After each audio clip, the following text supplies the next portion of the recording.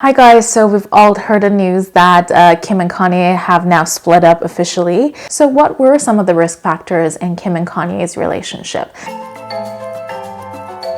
As a relationship therapist, I'll be sharing with you some of the risk factors I saw in their relationship. This is also for us to kind of learn more about relationships and see what are some of the things that we need to watch out for in a new partner. I think one of the things with Kim and Kanye's relationship was that apparently Kanye was diagnosed with bipolar disorder. Now, bipolar disorder can look different in different people. Some people really have it under control. They're really good with taking their medication, attending therapy. They're very self-aware, so they know when they're relapsing or they're having a manic episode. Being diagnosed with bipolar can take a toll on the person and also the person's family. So if you are choosing a partner or are with a partner who does have those mental health challenges, you just need to know that, it does take a toll, and usually you need more support in place. So you can't be the only one supporting that person through their treatment process. Now, what happened with Kanye, it seemed like for a while he had stopped taking his medication, which is never a good sign. Ultimately, when you go off of the medication with something like bipolar, there is a very high chance for a relapse. You see his disruptive behavior show up publicly. That happens if the person you're with are refusing to get the treatment and support they need. Then at that point, there's nothing you can do. I guess with Kim, she has been putting up with that for a while now. At some point, she realized that, no matter how much she trying to control his public demeanor outside, there's so much she can do to control another person who's not willing to do their part. I can imagine Kim must have felt really depleted and drained by the end of it. It takes a lot for a woman with 4 children who has put up with these kinds of behaviors from her partner for a while now. It's really hard to decide to end her marriage. But when it comes to things like the kind of statements Kanye made about his daughter, it gets to a point where you really start to realize that even your kids are being affected, and this person who's not taking care of themselves, not taking care of their mental health, not only are they hurting you, but they're also hurting the rest of the family. That may have been what pushed her to finally make this call and make this decision. And the other thing is, even though in this relationship there was a strong foundation, there was a long-term friendship, if you're not willing to take a look at yourself and see how you're contributing to the dysfunction in your marriage, then there's so much, your partner can do, which in this case, I think it might have been Kim.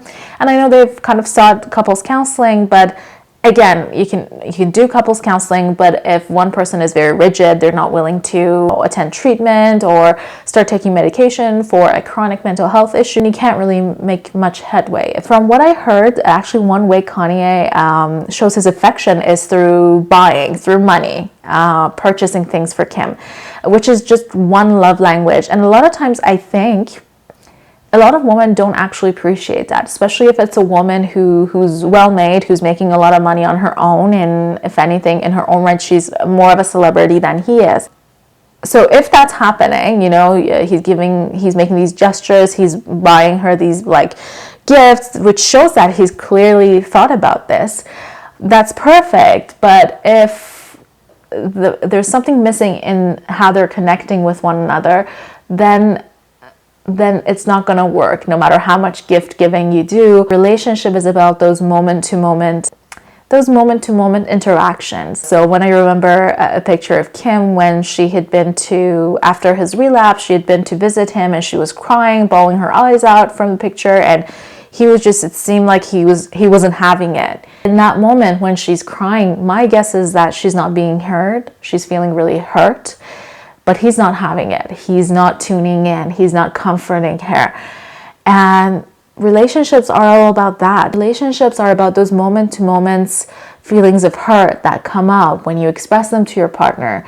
And it's about the moment that your partner reaches out to you and says, I really get what you're going through. I've really hurt you by doing this, and I really mean it. Like them actually empathizing with you, not just like a fake apology. But if you feel like you're not feeling heard in these moment-to-moment interactions, and you just feel like they don't value your opinion, your feelings don't matter to them, you just feel invalidated by them, and that happens over time consistently, in a way, it can become really abusive, and it can really erode your sense of self-esteem and erode the connection too. And I think that may have been what's happened there, that in these moment-to-moment interactions, it feels like Kanye is being really rigid in his mindset, and he's like, no, what I'm saying is right, you know, this is the way it is.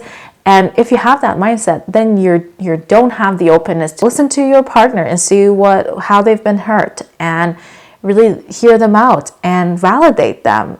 And this doesn't only happen to celebrities, this happens to us too. I think if we are in a relationship where our partner is dealing with mental health issues, any mental health issues really, severe anxiety, depression, bipolar, schizophrenia, it takes a toll on us. And we're in a pandemic, so I think we need to choose a partner who is willing to take care of themselves individually. So that's a value they hold. They know how to take care of themselves. They know that it's their responsibility to take care of their mental health. They're open to therapy. They're open to medication. There are no blocks there. Because if you choose a partner who has all those blocks, then it's going to be very hard down the line. Life is going to hit you with multiple stressors. And what will they do if they're hit with multiple stressors? Do they fall on you? Do they offload on you? Do you have to push them to go to therapy? Do you have to push them to take medication? Because they're not a baby. Then you're kind of taking on this caregiver parental role. And I don't think that should be our role in a marriage or a relationship. It's going to lead to just resentment and lack of connection over time.